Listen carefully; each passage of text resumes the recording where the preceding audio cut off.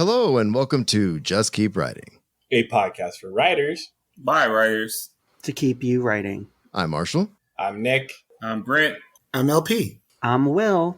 And if all five of us being here wasn't enough, we also have Piper J. Drake with us tonight again. Welcome back to the show. Thanks for coming. Thank you. I'm so happy to be here again. Yay!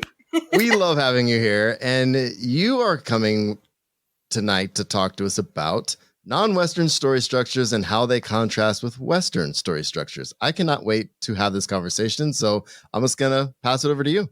Let's do it. Okay. So when I was talking to Will about, hey, what would we like to talk about in terms of writing craft? I kind of was like fresh off some experiences at cons, talking about story structures. And when it comes down to it, what I find is that a lot of people talk about your 3-act structure or your 5-act Freytag structure, right? Or, you know, if you really big into Dan Wells and the way he talks about building character with a 7-part story structure, you go there too. And all of them have a tendency to be very, very symmetrical, right? They're very much like an isosceles triangle. They build up, they hit a climax, they go down, you know, and they resolve. And one of the things that's really interesting to me is when an author tries to go for a non-Western storytelling style or story structure. And I think one of the first ones I ever was introduced to was the Kisho Tenketsu, which is an East Asian story structure or narrative structure. And it's oversimplified. It's a 4-act story structure. The first, I suppose, act or phase is the key or the introduction, which we're probably pretty familiar with, right? Like we introduce our main characters and our settings. The show is more of a development of those main characters and world building. So this still feels kind of natural to us because it's building up towards a climax. And then what we hit is the 10 or the twist or change. And this is what spins people for a loop because it is a change of perspective or a sort of catalyst in the story that often seems unrelated to the elements that were established in the first 2 acts of the story. And it impacts them in some fashion that leads the story to its conclusion. So it's a major twist, or a change in perspective. It can be a gentle one still. And rather than an isosceles triangle, what you end up with is sort of a polygon, right? Like it's a much different angle. And it's asymmetrical. And this feels uncomfortable to a reader who is expecting a 3-act structure, right? And a lot of times I hear people talk about shows where they're like, you know, I didn't get that. That kind of came out of left field. I really wish the author had spent some time seeding or establishing that concept in the beginning so that when the twist came, it felt like it fit more in the story instead of just being popped in there randomly. Like that lack of comfort with the storytelling, you end up with reviewers who review this book because they're not familiar with the story structure and they actually think that the author did it wrong rather than on purpose. And I think that that's one thing that I find really interesting about the concept of non-Western story structures. And some other ones, you know, that one is Kisho Tenketsu, but we've got some other ones. Nick? Yeah, LP, you actually put a very interesting comment as well in our chat here. And kind of want to ask a question for you, Piper, here. How does someone go about identifying this specific different structure? Like, how do you prepare yourself going into a book and understanding that it is not telling from the Western perspective? You know, it's really hard to know in advance unless you happen to know something about the author or the story already. Like maybe you knew that this story was not a 3-act structure or a 5-act structure, and it's actually done in a Kisho Tenketsu, and you've been given that as an example, so you're going to pick this up and read it, then you can read you can do a little bit of homework on what is the Kisho Tenketsu. There are a lot of great visual infographics on it. Some great examples in movies that are a little bit faster than reading to understand it, like Parasite was a really, really popular horror movie not too long ago that was available on Netflix. That is a great example of Kisho Tenketsu. But preparing yourself to recognize it when you don't know already in advance that a story is that way, it's more about understanding that there are other story structures than the 3-act or the 5-act. They're just like, it's important to know that there's other journeys than the hero's journey, right? Like, a lot of people will watch a movie and then they'll be like, oh, I tried to map it to the hero's journey, but it didn't fit. So there must have been something the author did wrong. Or maybe it's because it's not the hero's journey and it's actually a heroine's journey, right? Or it's a different type of character journey. Who knows? I think LP had something to say. Yeah, I mean, I guess I'm kind of responding to Nick. I think rather than like, how do you know when you go to see a new thing, go and Piper was saying about how reviewers, say that someone did the story wrong because, they don't know, they're not familiar with the Kisho Tenketsu as a format, as a narrative style structure rather. And I think what's really important is that we start reading more widely. Like, reviewers start reading more widely, slush readers start reading more widely, agents start reading more widely, editors start reading more widely, because we've been asking for diversity in fiction, and like a lot of people who are, Piper's shade and darker, have been like employing the things that the stories that come from our diasporas, and like people tell us that it's wrong, and then something like Parasite comes out and was like, well, that's Kisho Tenketsu. That's like, it's textbook Kisho Tenketsu. So it's like, oh, but Asian stories are sometimes kind of wonky and blah, blah, blah, blah, blah. I was like, are they wonky or do you not understand them? And is you not understanding them, does that mean that the story's wrong, or does that mean that you haven't taken the time to figure it out? Because everyone loved Parasite. Yeah. I think one of the other things to prepare yourself to come into any story is open your mind to the fact that it may not be choosing a narrative structure that you're familiar with. That's all. Just be open to that, rather than say, hey, it's too bad they didn't do this, because then it would have made much more sense based on the story structure I'm more familiar with. Just come to it with an open mind of like, wow, what was the experience they were trying to give me because they chose to tell me the story this way, right? Why am I uncomfortable? And a part of that is the lens that you're approaching that story with. If you're approaching the story with a Western lens, then it's gonna feel a little uncomfortable. It's like wearing somebody else's glasses, right? So I think that the answer I would give to your question, Nick, is just be open rather than have an expectation that a story, you're going to be able to predict the ending, because you always predict the ending because you know how structure works. Then just come to the story without that expectation, that lens, and just experience the story and then ask questions. Why did I feel that way? Rather than, I wish that they had, seeded that earlier in the beginning and that would have been done better. Just ask, why did you feel that way? Another structure that's kind of fun, but people often find they're confused, especially in some really popular Asian dramas right now. Or honestly, I heard about The Witcher as well. But some of the older stories and movies I think are great for this, is like the nested or circular storytelling, right? I think if you dig back in episodes or podcasts that I've done for other podcast shows like Writing Excuses, Dan and I talk about framing stories, right? That now framing stories are kind of an interesting connected, but like the idea of nested storytelling, where you're telling a story within a story, is something super old as time. It's not a Western story structure. And when it's done in a narrative, there's sometimes where people get really, really confused. Like, two of my favorite examples are The 1001 Nights, and also the other one is the Thai Panyachadok, which is a lesser known like tales of Buddha's past lives from the Thai Buddhism perspective. But buried within each of them are some of my favorite folk tales, right? So each of those stories is told framed within an overarching narrative. Same thing as The 1001 Nights. And those collections of those tales are really cool. And people will take just the tales piecemeal. But have you ever read 1001 Nights from start to end? You realize there is an overarching narrative, because 1001 Nights is actually a nested storytelling example. The Name of the Wind. Yeah. I see Marshall was pointing out too. Yeah, we were throwing some stuff in the chat. Name of the Wind does this. I that's one of the things I like about it, and also throws in the kind of unreliable narrator on top of it too, because you have a story, he's telling a story, he's also a character in the story he's telling, and then he gets to embellish wherever he wants and make himself out. He makes himself look pretty damn good. So, but what's true and what's not, you know?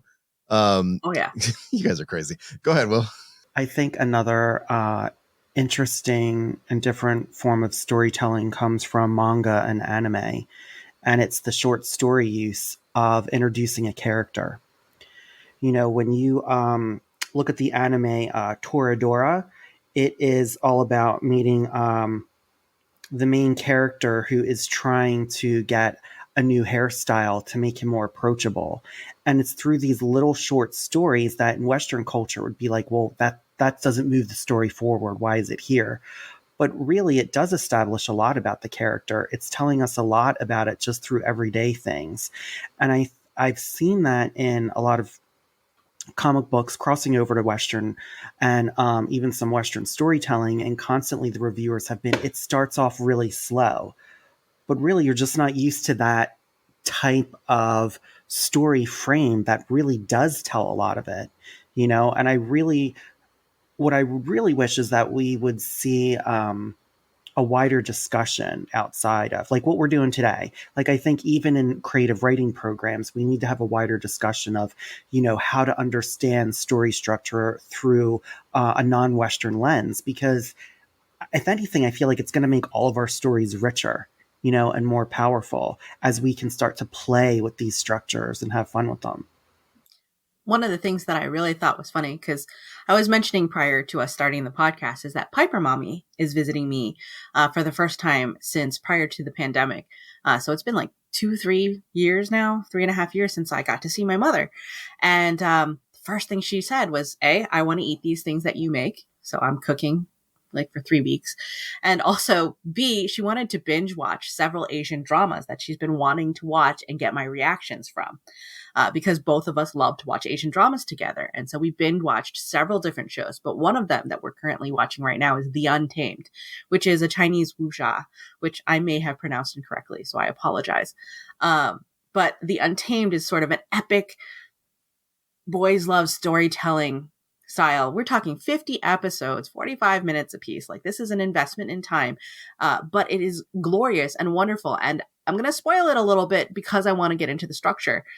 The first thing that I experienced as this Asian drama opens up is a battle scene and somebody falling off a cliff, another person holding on to him, significant looks between them, like serious bromance, boys love stuff going on. Honestly, it's boys love. Like, obviously the government would prefer that it be interpreted as bromance, but we're going there. Because it's canon. All right. And then you have another guy come over and shout the guy's name, and like you see a sword come down and you're like, did he die? What happened? Did he die? And then you come swinging into this other moment 16 years later. That's the only hint you get. 16 years later, and there's people and there's somebody, and you realize that he's been reincarnated. His soul has been yoinked into another body that summoned him to enact revenge. And then you go through this storyline and you meet certain people and you're like, oh, here's a person and here's a person. I have no idea who's important. I guess they're not important because they died, right? Like, and you just watch people die as various things are happening. And then our apparently main character, who's been reincarnated or summoned into another body, looks around and he's like, I thought you died. I thought you died. Oh no, you didn't die. I'm glad you survived.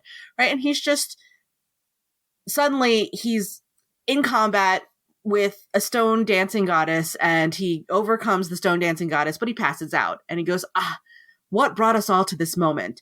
And you get slammed back 16 years to when they all meet as students and young people.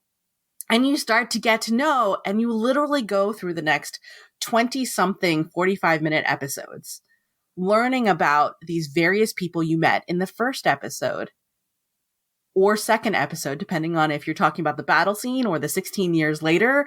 And now you're going back to how they all kind of met and you're going through this journey. And then halfway through, by the time you're around episode 32, you get slammed back to 16 years present time. And after he died, and he's alive again. And then the story continues on from there. And what it's done is very much not linear storytelling. So there's a lot of Western audience who want to watch Asian dramas, who know The Untamed was amazing for all the feels it gave them, but they're like, I was confused. Like, you have to watch it 3-4 times to catch up. Go ahead, guys. LP, you go first. I love the sound of this. This makes me very happy because there's a when I look at narrative generally, and especially when I look at film, I live in Los Angeles, so I will pretend I'm an expert on something. There's a group of people who are running everything, and like a lot of them like don't have a lot of critical thinking skills or like can't really read a script, and so they get into a room with the writer. It's like, what's the heart of this? And you're like, did you read it? Because like I feel like you should be able to tell me what the heart of this is rather than me, right? And so, but because everyone's working from a formula, it's like, okay, well, how do we fit this into the formula that we know? How can we make this like something that we recognize? And like, I think that's happening to our detriment as human beings, because human beings rely on storytelling. And I love what you just said about this story, the way that it moves. I'm like, I'm following you. Like, I'm following you, and there's no like, I also have a high tolerance for ambiguity, but like, all of this is making sense to me. I was like, yeah, they went to you met this character, and then you go back into the past and find out how they became friends, and then you come back to the present. Yeah, absolutely. Why not? Oh, yeah.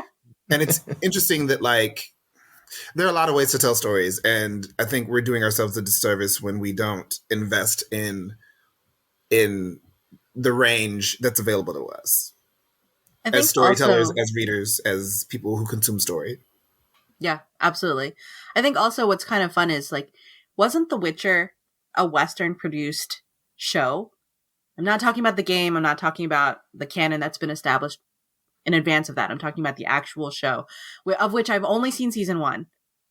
But I know a lot of people fed back that they were super confused because the timelines, the storytelling of the actual show was not linear. Yeah, that's frustrating. I keep thinking of American shows that tried to do something like that, like Lost. And I think they were, the first season, it was okay.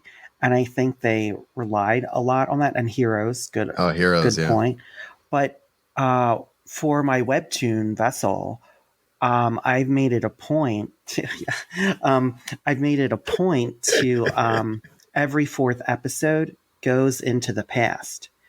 And it was a way to not just fill in the blanks, but as it goes on, it keeps going further back in time.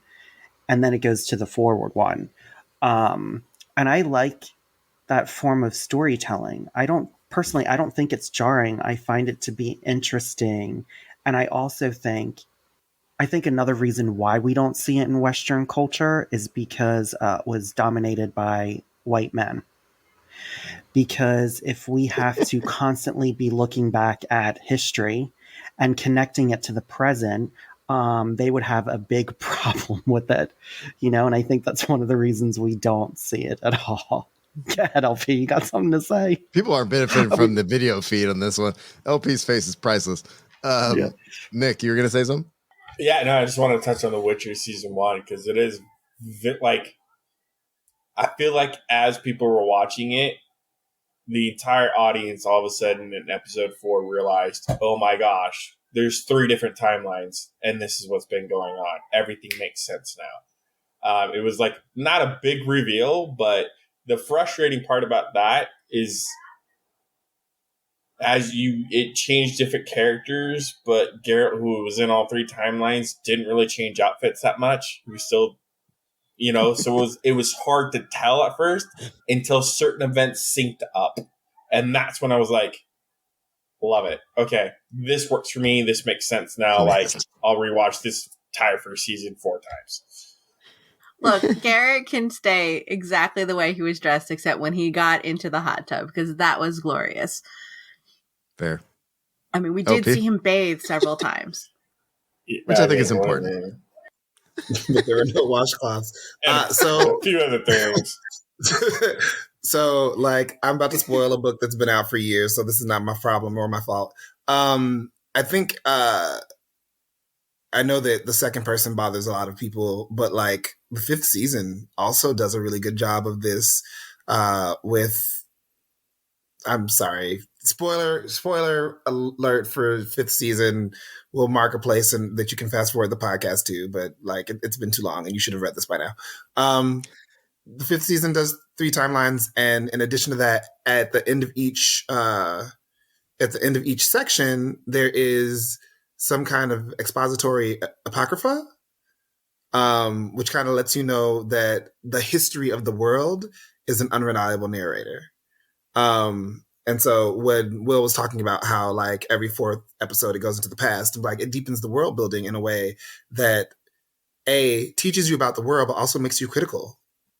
And like of the people who are telling of the people who won the wars, the people who told the story when the dust settled, you know?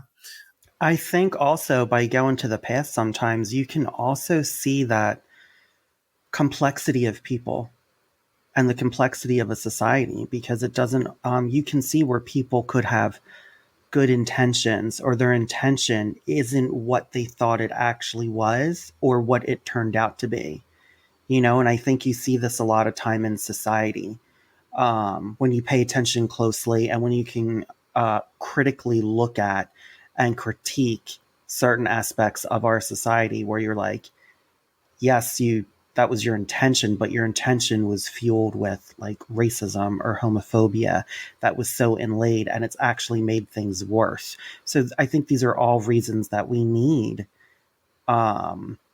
different story structures and understanding different story structures because it helps us understand our own reality. Brent? I may be a bit contrary here, but I don't think The Witcher did it well. I can think of a show that did do it well that was Western produced. And I think the reason this show did it better than The Witcher necessarily did it is because it understood that a Western audience may not get this. So let me meet them where they're at and then bring them into it. So the show I'm going to name is How to Get Away with Murder. Very nonlinear, super nonlinear, but I think it does a better job of getting an audience prepared and ready for time jumps than Witcher did. I think Witcher was all over for me, it was all over the place. But I think and I think with How to Get Away with Murder, they did one very simple thing that I think drew Western audiences in. The sound effect. When it went back in time, it literally did like a record scratch. And it did that throughout every show, every season. That's something Western audiences understand. So I think sometimes, yes, it's good to tell people have the range, read widely, do better, blah, blah, blah. But if our job is as storytellers to get them to understand new and better things, we sometimes have to meet them where they're at. And I think that's where a show like How to Get Away with Murder does the work. And it does it well because it understands this audience may not quite get this. So let me feed them some breadcrumbs so they understand what's going on. And I don't think The Witcher did that. The Witcher was just like, in the water, here you go, figure out, sink or swim. And yeah. All right, let's get with the controversy tonight. LP, go for it. Then Piper. I think that I do agree that How to Get Away with Murder did it really well. But there was also a zeitgeist thing because there were several shows. Again, no one in Hollywood has imagination. So they see something successful and they're like, okay, how do we recreate that? And so that's what the first 5 seasons of Arrow were like. That's what the first season of Quantico was like. How to Get Away with Murder did it the entire run of the show and did it well the entire run of the show. And this kind of like, because what it did was, you know, you could have case of the week situations and then cases that built to the overarching situation. But like the first episode of every season or if not season, then at least like to the mid-season break, showed you what the mystery was for that section, and it dropped breadcrumbs before commercial breaks. And at the last scene was always like a big clue to how the thing happened and where everyone was and who did this and who did that. And so like I agree that we should definitely devote a calendar season to the first season of How to Get Away with Murder. So I think one of the things that Brent brought up that I really love, because it kind of segs into one of my questions for us all, is as writers, how do we, if we want to employ a non-Western story structure, whether it's Kisho Tenketsu, whether it's nested storytelling, whether it's circular storytelling, which we haven't even gotten to yet, right? How do you become a gateway to bring readers in and introduce them to this unfamiliar story structure in writing, right? Like you mentioned, Brett, that one of the reasons why it worked was because you had this cue that helped readers or helped watchers recognize that there was going to be a time skip. Now, is it a visual cue where you have a chapter break and a mention of 16 years in the past? Or is it a POV where you keep this person's POV always in the past? Like, there's a couple of different ways to do it. How would you, each of you, or anyone who has an idea, if you were going to introduce a non-Western storyteller, how much heavy lifting would you do to help the readers that are your main audience, which are mostly Western readers, if you're going to be going through, trad or indie publishing here in the US, how would you help them learn and enjoy your story while also getting them used to a non-Western story structure, knowing that they're going to default to a Western lens? That is an excellent question. I didn't know there'd be homework. Hold on. So I can tell you that my book that's coming out in April 2023 is my attempt. It is, and it was kind of fun because I wrote it, didn't say anything to my editor, and I sent in the manuscript, and they sent it to an early reader, real early on in the developmental stage, which I really applaud about source books because they're very serious about the sensitivity reads. So they did send this story to an Asian diaspora reader, who's also an editor, to do an early read to point out some stuff. And they made sure, because I'm predominantly known for my romance, they made sure that this editor is also very, very strong in fantasy because of the fact that the themes in the story, this is my first adventure outside of romance and writing a fantasy romance or a contemporary fantasy, or more recognizable as an urban fantasy. So they had this early read done, and the early readers, one of the person's comments was, "Hey, I was with you for the first 2 acts. I'm like reading this one down. Did you intend to have a Kisho Tenketsu 4-act structure, or is this a 3-act structure with a really weird climax situation echo going on?" And I was like, "Oh, they noticed." Yay! Without me having to call it out in advance to my editor, this early reader recognized it. And I was so excited and so happy. And they had some tips for, hey, in the developmental edits, for readers who aren't familiar with a 4-act structure with a Kisho Tenketsu, maybe we could do this, or maybe we could do that to help them feel more comfortable with the story being satisfying, even if they've never been introduced to this kind of story before. And that was a journey, friends. That was definitely a journey. I had to rewrite my whole climax, which was okay because I didn't have to let anything go, but I definitely had to think about how I wanted it to happen. Go ahead, Brent. All right. So what I was going to say is that I think using stylistic choices is a good way to indicate. So like I'm reading like The Spirit Cuts Through Water right now, and they have a lot of things that like is someone telling a story. And when someone's telling a story, they'll italicize the whole section, or they'll put it in a different font. And so like you kind of get the idea like, oh, okay, this is meant to be taken outside of the main story. Or what they'll do is they'll have like little headers, like little mini titles, and when they get to a part where it's a different story, so like, oh, okay, I'm reading something that's not linear, not actually part of the narrative. Additional challenge though when it comes to that, and I apologize for cutting in. No, and I know the biggest thing is that your publisher, you don't know if your publisher is going to be cool with this or not. Oh, no. It's not even the publisher. When you're going to try to go for that, the question is, when you have someone who is trying to read your book who is using aids because they're blind, can computer reading, I mean, a computer reader, depending on the software, depending on the way they're doing it, might warn them that there's a change of font, but it will break the storytelling experience for them. That's a good point.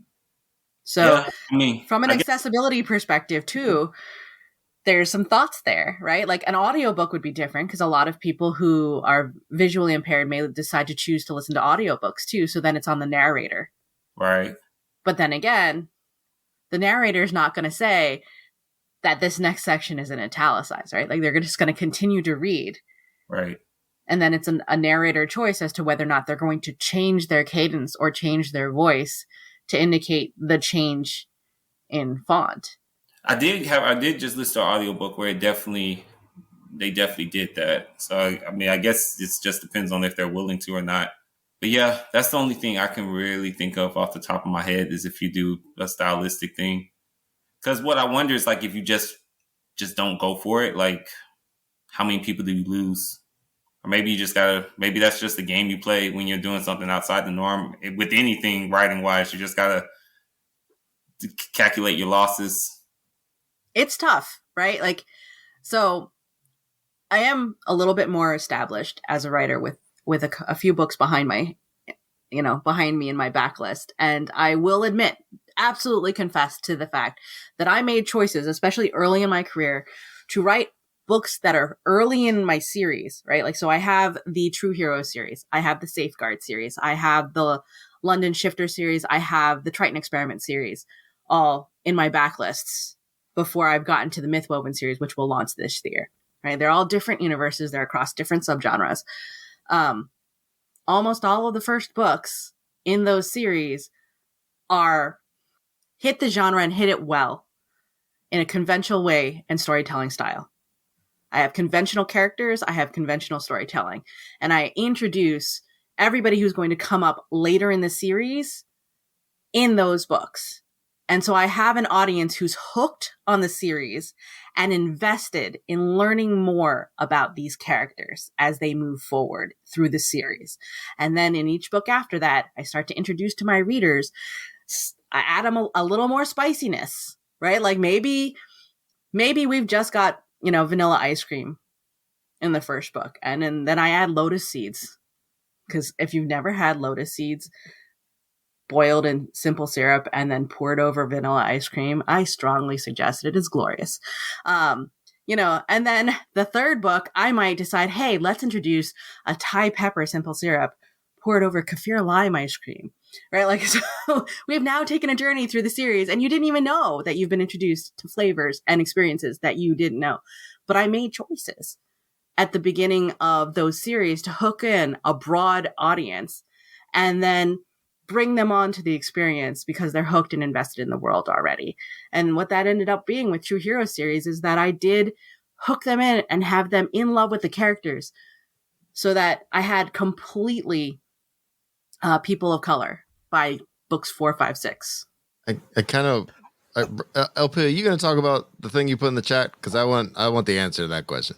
Will's hand went up first, though. Oh, sorry. Go ahead. So then I know we're going to do a deep dive into Wings Once Cursed and Bound, but when you approached that book, did you have to think, because you're an established author already, like, I'm going to do this different structure? Were you worried if your readers were going to come with, like, are you worried about that? Or were you thinking... I'm eating my hair. I'm literally eating my hair as the arcs go out. And I'm not going to lie. When I was coming up with the themes and the story structures, everybody everybody on my editorial team, my agent, everybody loved the idea of the main character being a Kinari, a bird princess, right? A Thai bird princess, Thai mythology. Wow, this is great. This is cool. Also, let's give the readers something they might be familiar with to latch onto. And so the love interest is a vampire because the audience will most likely be, familiar with that. And, if anybody knows who I'm partnered to, he's basically a vampire anyway. Like, so it's not that I don't love vampires. It's not that I wouldn't write about vampires. It's just that I will confess that we thought about, hey, what will be an experience that gives readers both something they're comfortable with and a concept that they're really going to be like, yeah, I'm familiar with this and I love it. And this is the flavor that I love. And then let's give them a flavor that is going to be a new adventure for them and make sure that they're both in the same book. I mean, I have to say, and then LP can talk. I have to say, like, since reading it, I feel like out of all your books that I've read, and I've read almost all of them, this is by far, to me, my favorite. And I feel like you can see your, like, evolution and growth as a storyteller. And I feel like, and answer me this, do you feel like with this book, like, you felt like you went back to, like, the storytelling that you really loved and that you felt like the most free with? Because I feel like, Piper, it comes across like this is just such a powerful book that you've written, and I like how you've played with structure. So Piper just cycled through the shades of blushing just in case anyone needs that visual cue. It's all good. It's fine. So I will say that I started out writing, thinking that I was going to be writing fantasy. And then I wrote my first book and I did the homework before going on submission to be like, hey, can I really speak to what my genre was? And I did some homework on it. And I was like, oh, hey, I actually wrote a paranormal romance, not a fantasy. And that's okay. It was kind of post-apocalyptic, but it was cool. And I love writing romance. I love writing romantic elements. I love writing relationships. I even teach on relationships, like friend relationships and romantic relationships, and enemy relationships are delicious. I love them, right? So relationships are something that I really enjoy. So when it came time to write Wings Once Cursed and Bound, it was really kind of funny because it was a deep dive into one of my favorite myths, the menorah myth, or Sutonen menorah. And it was also a deep dive into me exploring a theme for my character, rather than, hey, this is who my character is, and she's going to go through this arc and relationship arc with a person, but she herself has a theme. And I had never done that before in writing my books, is choosing a theme for each of my main characters to go through with the book and have them explore that theme. And so I think that is what you're seeing as a difference in this book as compared to others. I mean, I love all of my romances. This is the first book where a dog was not central to the plot. That felt really awkward. I have sugar gliders in there and they play a part, right? But they're not as sparkly because I had feedback that I have a tendency to make the animal characters a little more sparkly than the actual human characters in books. So I was trying to let the animals step back to supporting roles and, really focus on my humanoid characters. And, this is the first time that the romance, developing the romance, wasn't the primary core aspect of me writing the book. So I think that comes through. Yeah, totally. Go ahead, LP. There we go.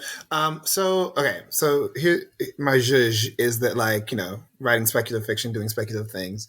My stories find nothing I've published to date is what I would call a traditional. Nothing that I've published to date is something that I've seen taught in academic or professional settings in the West. Right. I also after the POB score came out, started to realize that all of my pro sales have been reprints where someone else like took a chance on my interesting story structure. Then like, XYZ place was like, oh, okay, well now we'll publish it. It's great, right? 1 cent per word. It's fine. But when my stories come out, people resonate with them consistently. And it's never, if anything, it's a conversation about where to find it, but it's never a conversation about like, oh, no, that was meh. That was very mid. And so my approach to the books part of it is like, okay, I'm going to write the things that I want to write and trust that there's going to be an audience that lands there. I know I'm going to have a special kind of agent, and I know that I'm going to have a special kind of editor to believe in these things. I know that, I don't believe that there's a such thing as publisher marketing. So I know that I'm going to have to like jump through all the hoops to do the things. So when you said that like all of your series start with like very like traditional forms and then you diverge as the series goes on, like I want to read things that expand my understanding of things. I don't want to read necessarily like the next Twilight, unless it's a Twilight that's based in Hawaii with Hawaiian mythology. It's like, okay, I'm about to learn something about a people. That's great. I love that. And I don't want anything to hang it on. I don't need a Twilight vampire or a Fright Night vampire. I just want, give me the things that are your people so that I can start to learn your people. And not written by a white person and making money off of someone else's culture or mythology or folklore. And so I guess what I'm looking for is confirmation that I should believe that writing weird shit, which is generally my goal, that it'll find its audience. I don't expect the things that I write to really click for everybody, but like I do believe that like art finds its audience. I believe that yes, what you write, especially what you said about I want to write my stories, I want to write what I want to read, and I believe it will find its audience. I agree with you. It will. It absolutely will. The choices that I made were made because I had goals for my author career to reach a broader audience than the people who are already open to me. People who are already open-minded to me, I got you. I'm happy you're here. I love you. I am going to continue to love you. But I also want to reach a broader audience and step up instead of those perhaps default authors who are writing about this stuff because no one else is. Hi, I'm here. I am writing it. And this audience enjoys it. And so I am going to step up, take a place at the table, and then I'm going to take up space and hopefully make more space. One of the things I was appalled by a couple of years ago was that in the Romance Writers of America, I was the first Thai American adult romance author. And I was like, are you kidding me? Like how? And a publisher was like, oh, Piper, with this next book that's coming out, we'd like you to make a list of your favorite Thai American authors that write romance. And I'm like, me, that's it. I got one. Can I expand this to a young adult? And they're like, we don't really want you to expand to young adult. But I mean, if there's how many are you talking about? I'm like, there's one other one. Pintip Dunn writes amazing young adult romance, and she is a Thai American author. She also writes adult romance by now. It's been a few years since we had that question come up. But at the time, I was the only adult romance writer that was Thai American with a book out in the US, traditional or indie, as far as we knew. And I was looking for other people to put on this list. And they're like, well, what about Aliette Bedard? I'm like, Vietnamese, French. You totally missed the mark. Right? And they're like, what about this person? Oh, that one's Canadian, right? Not Thai either. Like we went through everything. Nobody was Thai, and they didn't even get the right continent, right? Like it was a thing. My agent was like, wow, just wow. And I'm not saying it was bad. Like I'm not trying to take shots at the publishing house or the publicist of that time. They were asking me for something that was working at the time, which was authors who share their favorite lists of other authors who write in the genre, who are also of the same identity. That's what they were going for. Unfortunately, what they hadn't anticipated was I was by myself. I hadn't anticipated that I was by myself. During the course of trying to write this for my publisher, I met a whole bunch of Thai American young adult and middle grade and children's book authors, and I still buy their books for my nephews. But at the time, I was the only Thai American adult romance author, and I was kind of appalled. And then I sat there and went, I've only written one book with one Thai American character in it. I need to keep writing. And not just because I need Thai American characters in every book, but just because I need to keep writing. Right. So that was something where I was like, okay, this is another moment where I'm making a decision in my career that I want to hit mainstream. Like I do believe that if you write speculative fiction, if you write weird, if you write idiosyncrasies, if you write your own individualistic thing, there are other people who want to read this. Yes, absolutely. And you will find your audience and they will become this loyal, passionate following. And that is a choice. And it's a good one. I made a choice that I wanted to hit mainstream and make people aware that people like me exist. And that was a choice too.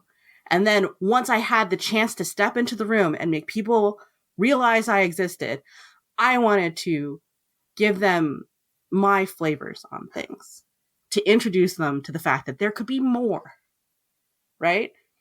Even when I cook Thai food for people, that's a snapshot, right? Like there's a whole bunch of other Thai food that other people are going to cook other ways. But hey, here's my introduction for you. I'm a gateway. Come explore more. And that's what I chose for my career. I'm not crying. You're crying. It's fine. We're okay.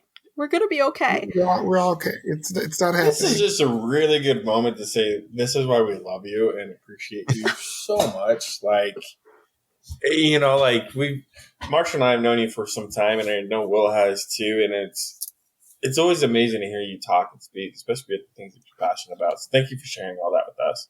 Yeah, absolutely. Thank you. Not to break up the moment, Piper, but do you have other structures you wanted to bring up in this episode since we're running towards the end? At least one more. I wanted to talk about circular storytelling, because circular storytelling... Two? We're doing two? I don't know. LP is frozen saying two. LP's frozen. But yeah, so He at wants least more. circular structure. Yeah, at least one. So circular storytelling is, or I've heard it sometimes called cyclic storytelling. So either one. I am not an expert on this because I know that oftentimes it comes from an oral tradition. And I've heard of it coming from African storytelling in cyclic structure and oral storytelling. And I've also heard it from East Asian. The example that I can think of is an East Asian example. And that's the movie Hero with Jet Li. Came out years ago. But we have, again, this overarching story, kind of like what we talked about with the nested storytelling structure. We have an overarching story. And in Hero specifically, we have nested flashbacks, but they're circular or cyclic because we get the same moment in flashback from a different POV each time. And each time it's told, A, the people are dressed in different colors so that you have a visual clue that this is a different perspective of the same thing happening. But B, you learn something new with that new perspective that you didn't know before. And so through the course of the story, you have the overarching story, but each of these flashbacks is teaching you something more. Not just, hey, what is said is happening is placed in front of you, but also here's a perspective on it. And here's another perspective on it. So you understand why things fell out the way that they did and who's a reliable narrator versus an unreliable narrator. And so Hero with Jet Li is not only visually spectacular, it's amazing because of the cyclic nature of its storytelling. And a lot of people were like, oh, well, that was so repetitive. I didn't see the point of that. I'm like, did you not learn new things with every retelling? Because that's the point. And by the end, you've learned so much that you're practically crying at the way that this thing falls out.